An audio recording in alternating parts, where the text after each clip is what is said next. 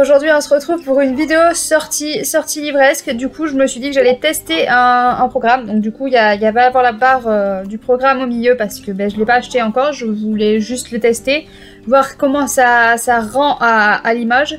Du coup je compte sur vous aussi pour me dire ce que ça donne, histoire de voir si je l'achète ou pas. Je l'achèterai pas de suite je pense parce que ça coûte dans les 55 €.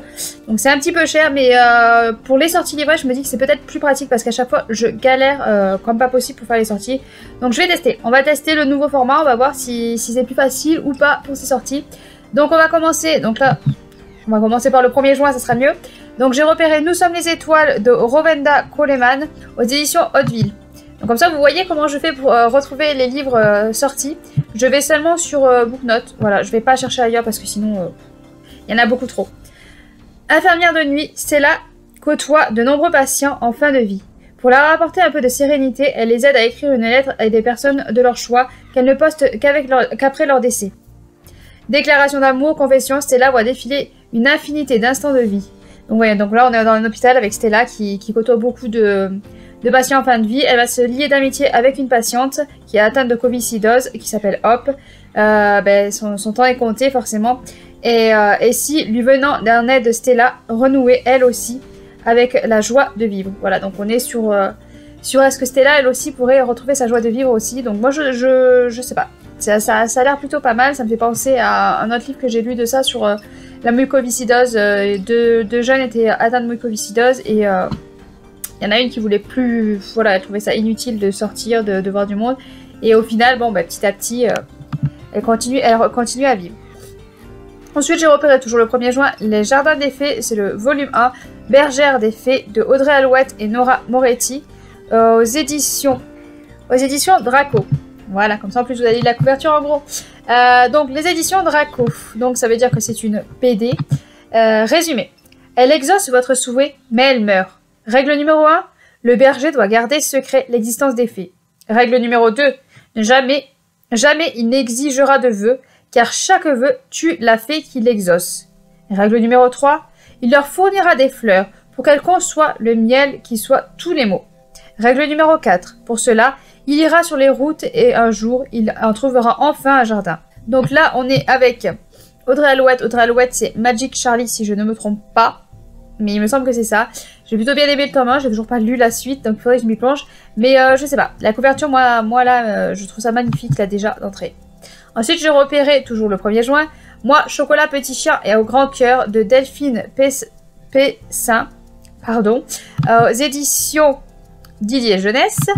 Donc là on est avec une famille qui va adopter un jeune chien, un jeune labrador. Le petit garçon Gabi et son papa vont s'attacher à ce petit chiot. Le chien va vraiment... Pourquoi chien? Le chien va vraiment être attaché au petit garçon, il va vraiment lier d'amitié. Sauf que la belle-mère, elle va pas être du même avis et va aller l'abandonner en forêt. Et le chien va tout faire pour retrouver son nouveau petit maître. Donc moi je trouve ça trop touchant, trop émouvant. Et malheureusement, il y a des gens qui font ça réellement. Il y a des gens affreux qui font ça réellement, donc je trouve ça bien dommage que ça existe encore à l'heure actuelle quand même. Toujours le 1er juin va sortir Esperia de Gilliane Virilène aux éditions Livresque. Alors celui-là j'ai un peu peur parce qu'il me semble que j'ai vu passer sur Instagram, je crois que c'est cette maison d'édition Livresque qui va fermer dans pas longtemps. Donc j'ai un peu peur parce que ça me tente plutôt pas mal, on est dans l'espace. Nous étions 6, guidés par la même mission, la même rêve. Aujourd'hui nous ne sommes plus que 5, peut-être perdus à jamais parmi les étoiles. Le cosmos, autrefois lancé en direction d'une nouvelle planète que nous devions explorer et analyser en prévision d'une mise en place du vol commerciaux touristique, n'est aujourd'hui plus qu'un vaisseau en perdition dans l'espace. Avec nous 5 à bord, 5 personnes sans qualification particulière, mais rêvant de liberté. Envoyés pour une mission de la plus haute importance, nous n'avons jamais pu nous douter que cette expédition déjà difficile allait se transformer en véritable enfer. Ce voyage ne devait durer que quelques semaines, désormais il n'est plus certain. Donc voilà, donc on est dans l'espace, moi je sais pas. J'ai un attachement avec l'espace à chaque fois, faut pas chercher, j'adore l'espace. Toujours le 1er juin, il en sort plein que j'ai repéré. Déméter, les 3 royaumes, le tome 1, le corbeau blanc. Donc là, j'allais vous dire Brajlon, mais je n'en sais rien, je sais pas pourquoi. Independently Publishing, donc rien à voir. Donc le résumé, on va aller voir ça tout de suite. Elle est esclave, il est citoyen. Ensemble, ils vont devoir fuir l'œil de la mort. Franchement, moi, j'ai pas besoin d'en lire plus. Hein. L'œil de la mort, moi, de suite, j'ai envie. Après la régénèse, les vestiges d'un continent européen sont répartis entre 3 souverains immortels. Ils règnent au sein de la coalition Déméter, où la magie est asservie. Diane est esclave, dame de compagnie et garde du corps d'une comtesse. Accusée de vol, elle est traînée par la légendaire Thanatos jusqu'à l'arène de la capitale pour y purger sa peine. D'étranges dons magiques se manifestent alors en elle. Galen, voleur, mort-père, est rongé par la culpabilité de son erreur. Sera-t-il prêt à tout risquer pour la réparer, y compris ce pourquoi ses parents se sont sacrifiés? Et qui est ce corbeau blanc dont l'ombre plane sur Diane? Déméter, les 3 couronnes est une saga où se côtoient magie, corset et gladiateur dans une aventure qui se joue de l'histoire. Donc bon, magie, corset et gladiateur, déjà ça donne envie. Et donc Galen serait-il le voleur dont a été accusé Diane, je suppose. Voilà, il y a des petites intrigues, il y a des petites interrogations et je suis curieuse. Et puis la couverture, vous avez vu, elle est magnifique. Ensuite, on passe au 2 juin. Donc là, c'est True Me. Ne faites confiance à personne, on va le dire en français parce que Trust Me, voilà, mon anglais comme d'habitude, de T.M. Logan aux éditions, on va aller voir ça tout de suite, aux éditions Hugo Roman. Si j'avais pris mon carnet avec les maisons d'édition à côté, ça serait été beaucoup plus simple, mais bon, ne cherchez pas avec moi, c'est toujours pareil. Je fais ça toujours comme ça, d'un coup ça me pète et je fais des sorties sans avoir réfléchi. Alors, le résumé. Un enfant en danger, un dilemme cruel. Ah oui, je me rappelle. Donc là, on a vécu 2 jeunes femmes qui sont dans un train. Une des femmes a un bébé et va le confier à... Elle discute un petit peu toutes les deux. Et puis, elle a envie d'aller aux toilettes, non, de téléphoner peut-être. Et elle va confier son bébé à la femme qui est en face d'elle. Elle va partir téléphoner. Et puis, la femme qui garde le bébé va s'apercevoir que la maman est sur le quai et qu'elle part au courant. Donc, elle se retrouve avec ce bébé. Elle-même ne peut pas avoir de bébé. Donc, et il y a un mot dans ce couffin qui dit protège Mia, donc Mia c'est le bébé. Protège Mia, méfiez-vous des flics, méfiez-vous de tout le monde en fait. Donc elle va découvrir que le bébé qu'elle tient dans ses bras est la clé de crimes épouvantables et des personnes sont prêtes à tout pour le récupérer. Donc moi, le résumé m'intrigue beaucoup. Après, la couverture, je vous avoue que je sais pas. La couverture me freine beaucoup. Je sais pas pourquoi cette couverture, moi, ouais, elle me freine un petit peu. Mais le résumé, assez intriguant de savoir ce qui va se passer un petit peu et tout. Donc le 2 juin. Donc là on est avec Papy est un super menteur. Le tome 3, la super prise de la Bastille. On va y arriver. De Grégory Nicolas aux éditions Pocket Jeunesse. J'ai noté ça parce que je trouve que c'est plutôt intéressant parce qu'on aborde l'histoire pour les enfants. Vu le titre déjà, on est sur un fond d'humour. Et puis quoi de plus rigolo que Papy déguisé en sans culotte avec un bonnet prussien avec un bonnet prussien bricolé. Évidemment que ce coquin a participé à la Révolution française. Alors c'est parti pour une incroyable aventure avec Louis XVI, le peuple en colère, et même un saut en basse jump. À son de « Ah, ça ira, ça ira, ça ira ». C'est mercredi avec Papy, on prend la Bastille. Donc je pense que là c'est le tome 3, je vais regarder un petit peu, mais je pense que chaque tome est sur une période... le super chevalier, donc ça doit être chaque tome est sur une période de l'histoire. Donc je vous mets, hein, si vous voulez mettre pause pour regarder. Et là on est avec Louis XIV, voilà. Donc à chaque fois on est sur une période de l'histoire. Donc je trouve ça plutôt pas mal si on aborde un peu de l'histoire, si les enfants peuvent apprendre un petit peu l'histoire en lisant.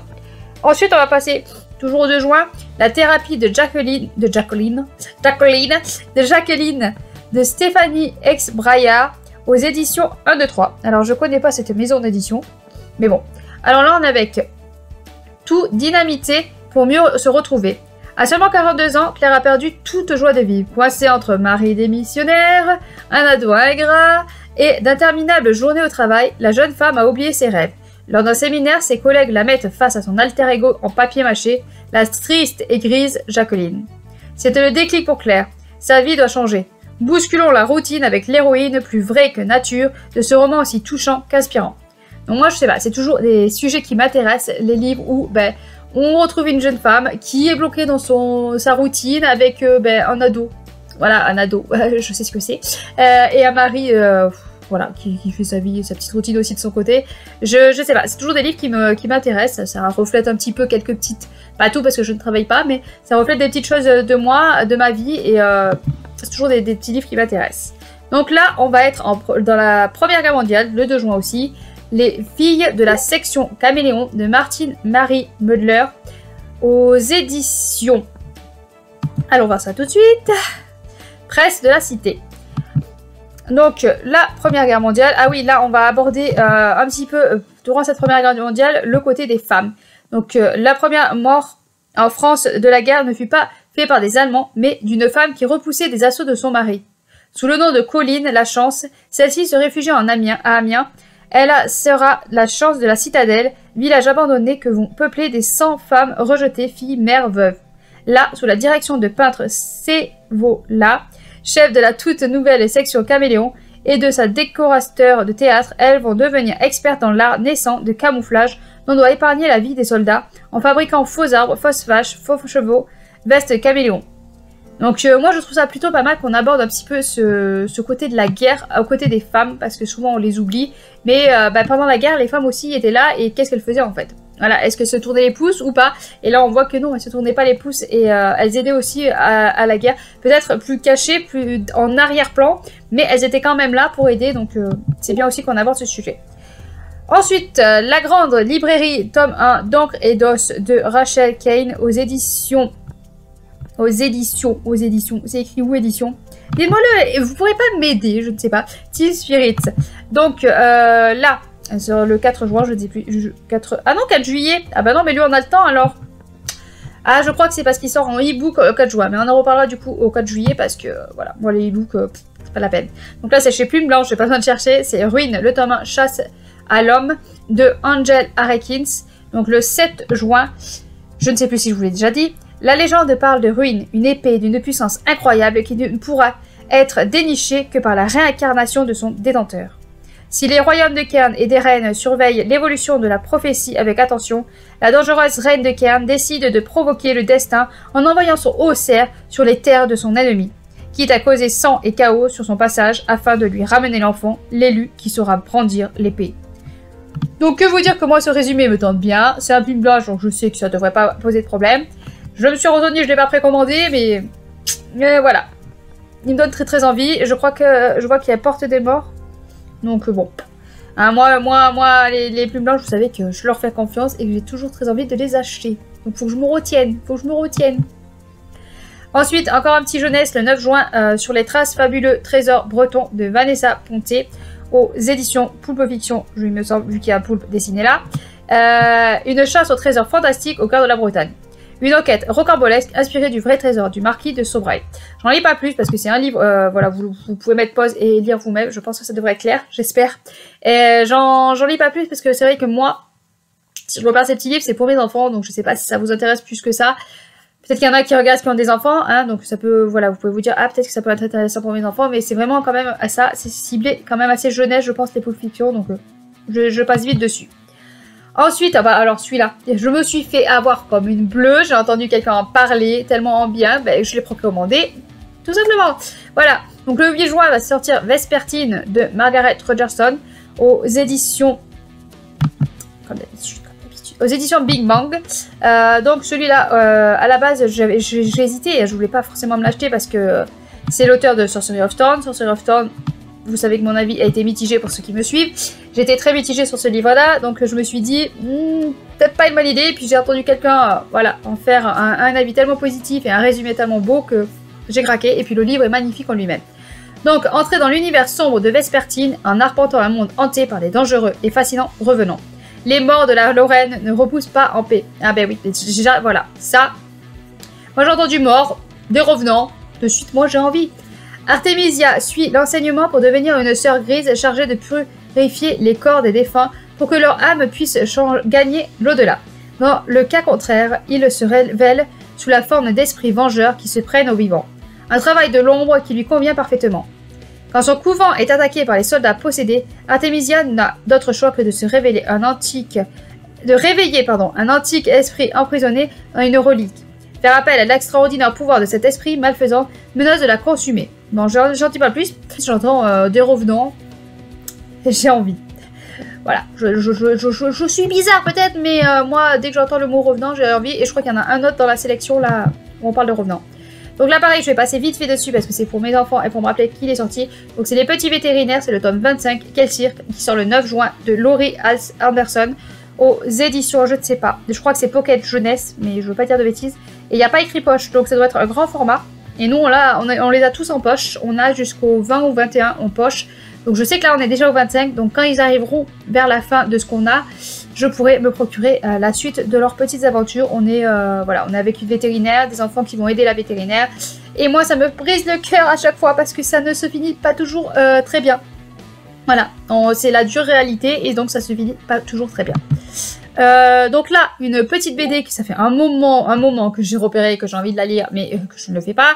On est sur les Sœurs Grimley, le tome 3, le Trésor de Lucille, qui sort le 10 juin aux éditions...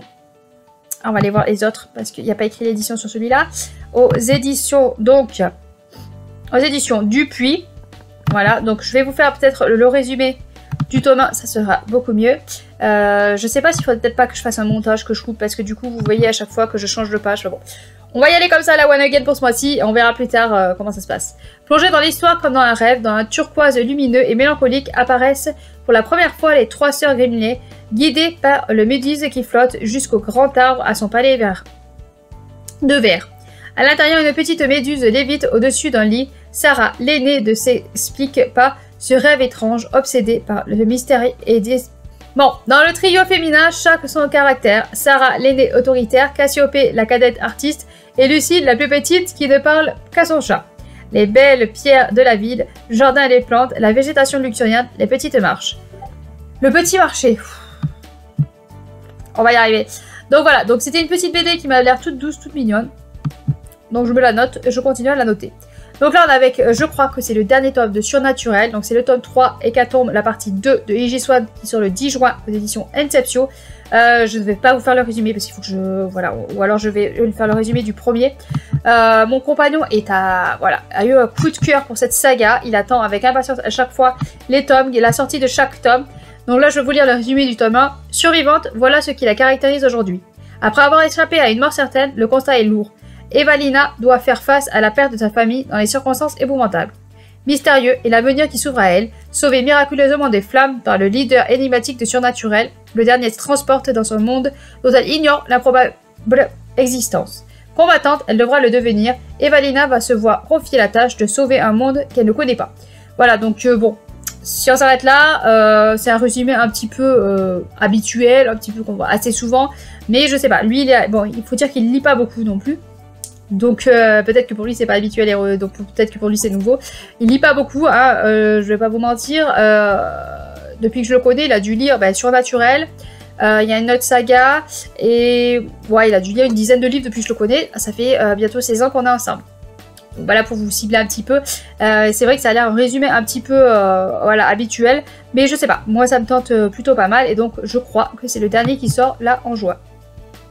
Là, je vais pas vous mentir, hein, je vais vous mettre en grand pourquoi j'ai choisi Scurry. Donc c'est le tome 3, La Malédiction des Ombres, aux éditions Delcourt. Donc voilà, tout simplement.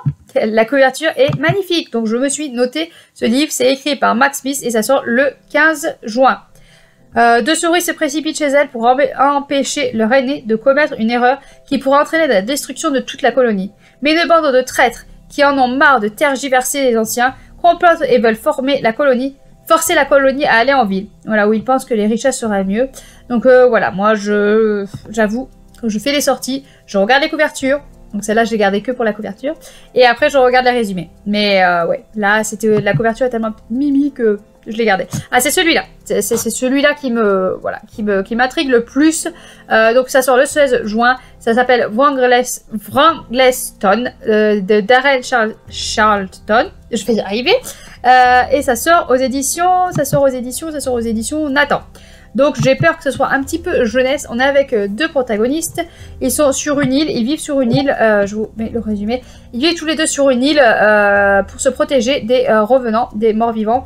Et jusqu'au jour où Peter et Cooper, 15 ans, vivent les premières histoires d'amour. Jusqu'au jour où Peter commet une erreur mortelle et est envoyé sur le rivage. Mais ce qu'il découvre remet en question tout ce qu'il pensait savoir sur leur communauté. Donc voilà, donc il va se retrouver lui à devoir quitter l'île et aller sur les autres terres où il y a ses morts et ses morts vivants. Et bon, il va découvrir des mystères. Donc moi, je n'ai juste besoin de savoir que le mot mort vivant me suffit et ça me donne envie. Donc à voir si je me le procure parce que ça a l'air quand même d'être un assez jeunesse quoi. Donc on continue encore avec un tome 3 de Néo, l'Empire de la mort de Michel Bussy, qui sort le 16 juin. Pareil, je vais aux éditions Pocket Jeunesse, je vais regarder le résumé du tome 1, ce sera beaucoup mieux. Ça fait depuis le tome 1 que j'ai très envie, remarque, je n'ai pas besoin de regarder, en fait, je m'en rappelle. Donc dans le tome 1, on est avec deux tribus, il y a la tribu du château et la tribu du tipi. Ceux du château ont tout le confort, et puis ceux du tipi doivent chasser pour se nourrir. Sauf qu'il va s'avérer qu'il y a, je crois, une maladie qui tue tous les animaux, donc le gibier, ce qui leur permet de se nourrir. Les adultes n'existent plus, hein, c'est que des jeunes. Et donc ils vont accuser le château d'avoir contaminé ces animaux, que pour plus qu'ils puissent se nourrir. Et ils vont envoyer un jeune de leur tribu pour s'infiltrer dans le château et enquêter et savoir ce qui se passe. Sauf que le château, a priori, ne sont pas coupables et ils vont essayer de faire que le tipi s'allie à eux pour combattre justement quel est le fléau, quel est le problème, qu'est-ce qui leur pose problème. Donc voilà, moi j'aime bien, ça me fait un peu peur parce que quand il n'y a que des enfants et pas des adultes, des fois les enfants se comportent comme des adultes et un peu trop comme des adultes, même si ils sont jetés dans la nature sans adultes, il faut qu'ils apprennent à se débrouiller, mais ça reste quand même des enfants, je trouve, donc des fois c'est moyen. Mais ça me tente quand même pas mal. Ensuite, oui, le tome 4 de Anne et la maison des rêves de Lucie Maud Montgomery qui sort le 17 juin. Comment vous dire, aux éditions Monsieur Toussaint l'ouverture, comment vous dire que moi cette saga c'est doudou, c'est un bonbon. Je les écoute en audio mais je les ai achetés en papier parce que déjà les livres sont magnifiques. Donc rien que pour la collection livre, vous pouvez acheter les livres juste pour faire joli dans votre bibliothèque, c'est génial. Mais l'histoire est très très belle, on suit la petite Anne qui va être adoptée par un frère et une sœur. Et sauf qu'eux, ils voulaient un garçon à la base, donc ils se disent on la garde pas, non, il faut pas la garder, c'est pas possible. Et puis au final, ils vont la garder, ils vont la voir grandir. C'est une petite fille qui voit les choses du bon, elle arrive à embellir n'importe quelle petite chose du quotidien, même dans les plus grands malheurs. Elle voit les choses d'une façon qui font que c'est pas si... Voilà, elle embellit les choses avec sa façon de penser, elle poétise, enfin voilà, elle a un parler magnifique. Moi, j'adore Anne, la suivre, la voir grandir, on l'a vu grandir, là, elle avait 18 ans, je sais plus exactement, mais bon, elle a presque une vingtaine d'années, et on continue à la voir grandir, et c'est un vrai plaisir de continuer cette saga. Ensuite, alors... Le 23 juin va sortir La vie selon mon chien. Alors moi le titre déjà quand j'ai vu ça, La vie selon mon chien, je sais pas. Donc là c'est en version poche. D'ailleurs à chaque fois je vous ai pas dit, il y en a quelques-uns aussi en poche. De toute façon vu que vous avez l'écran, vous voyez tout ce qui est écrit donc c'est plutôt pas mal. Donc aux éditions Pocket, c'est 100 leçons de vie inspirées par le comportement des chiens. Les animaux se révèlent d'un grand soutien pour faire face aux épreuves en matière d'amitié, d'amour ou encore de travail. Donc j'aime pas forcément les leçons, hein, moi les livres de leçons, les livres... Des fois ça me gave, mais vu qu'on regarde par rapport aux chiens, ça m'intrigue un petit peu quand même. Donc je me le suis noté, c'est pas sur celui-là à 100%, voilà, c'est celui peut-être qui m'intéresse le moins. Mais voilà, avoir un regard, regarder la vie du côté chien, peut-être que ça nous changera un petit peu les idées. Alors l'avant-dernier, ça sort le 23 juin, c'est Rulantica, encore un tome 3. Décidément j'ai noté beaucoup de tome 3, L'éveil de la montagne de feu. Donc pareil là c'est les couvertures que j'avais craquées quand j'avais vu le tome 1, aux éditions Michel Lafon Poche. Donc le tome 1, il est comme ceci. Regardez, il est magnifique aussi. Les couvertures sont magnifiques. Donc là, depuis la nuit des temps, des dieux surveillent les mortels du haut de leur royaume d'Asgard. Un jour, Loki jette une pierre sacrée empreinte de magie dans l'océan et crée ainsi l'île enchantée de Rulantica. Cachée derrière une impénétrable mur de brouillard, le paradis insulaire est le repère des créatures de la mer dont fait partie la jeune Mérienne Akita. Lorsque celle-ci apprend qu'elle a un frère jumeau dans le monde des humains, elle est prête à tout pour retrouver et plonger tête la première dans l'inconnu. Ce qu'elle ignore, c'est qu'elle risque aussi de s'attirer les foudres de Dieu qui menacent de faire disparaître Rulantica. Donc voilà, donc moi j'ai craqué sur les couvertures, le résumé a l'air plutôt pas mal, ça me tente plutôt bien. À voir après si je le tente un jour ou pas, je sais pas si c'est en 3 tomes, si c'est la fin le tome 3 ou pas. Mais en tout cas voilà, les couvertures déjà donnent très très envie. Et le petit dernier, c'est Les Loups Dorés, le tome 1, qui sort le 30 juin aux éditions de Saxus, de Rosienne Chokis. J'avoue, je l'ai précommandé parce que je veux le hardback. Et donc pour chez Saxus, j'avais tenté plusieurs fois de commander à ma librairie, mais à chaque fois, il y a eu quelques petits soucis sur les livres. Donc pour être sûr de l'avoir, je l'ai précommandé sur la Fnac. Je préfère à la librairie parce que ça fait travailler la librairie. Mais bon, là, je veux être sur les deux Saxus, donc du coup, je préfère faire comme ça. Donc là, Paris 1889, tous les regards sont tournés vers la ville lumière où va se tenir l'exposition universelle. Caché parmi les merveilles technologies et les créations artistiques exposées se trouve un objet d'une puissance inimaginable qui pourrait changer le cours de l'histoire. Contraint de récupérer l'artefact par le mystérieux ordre de Babel, le chasseur de trésors Séverin Montagnier et Alary se voit promettre une récompense qu'il n'aurait jamais imaginée. Récupérer son héritage. Pour réussir son coup, il va s'entourer d'un groupe atypique, un historien, une brillante ingénieure, un rival aristocrate, un faiseur de génie et une danseuse espiègle. Donc déjà, le petit groupe qui forme, je trouve, voilà, ça donne envie comment tout ce petit groupe-là va arriver à s'entendre. Donc je vous montre à la FNAC parce que du coup le titre, voilà, Les Loups Dorés. Donc moi j'ai précommandé celui-ci, le hardback. Donc avec le vrai titre, c'est mieux en français. Voilà, bien sûr. Moi français. Moi je ne lis pas du tout l'anglais, c'est pas possible. Donc voilà pour les sorties livresques de ce mois de juin. N'hésitez pas à me dire du coup comment ça vous plaît. Comment ça vous plaît. Si ça vous plaît comme ça, c'est plus facile pour moi. C'est beaucoup plus facile. Je pense que ça sera beaucoup plus simple aussi au montage. Par contre, c'est un peu plus long. Parce que je vois que là, ça dure une demi-heure. Alors que si je faisais autrement, ça durerait plus un quart d'heure. À voir. Mais pour moi, c'est beaucoup plus simple et beaucoup plus rapide surtout. C'est la rapidité que je vois. Chaque fois, le temps de monter, je filme, je dis ce que je veux sur les livres. Et le montage me dure 3-4 heures. Parce que des fois, je rajoute des petites phrases. Enfin, voilà. Donc si ça vous convient comme ça, je vais peut-être continuer comme ça. À voir après pour acheter le logiciel parce que du coup vous avez la barre au milieu, donc c'est pas terrible non plus. Mais c'est vraiment un test. Donc n'hésitez pas à me dire ce que vous en pensez. Sur ce, je vous laisse. N'hésitez pas à me dire ce que vous avez repéré vous comme sortie ce mois-ci. Et à bientôt. Et bonne lecture bien sûr.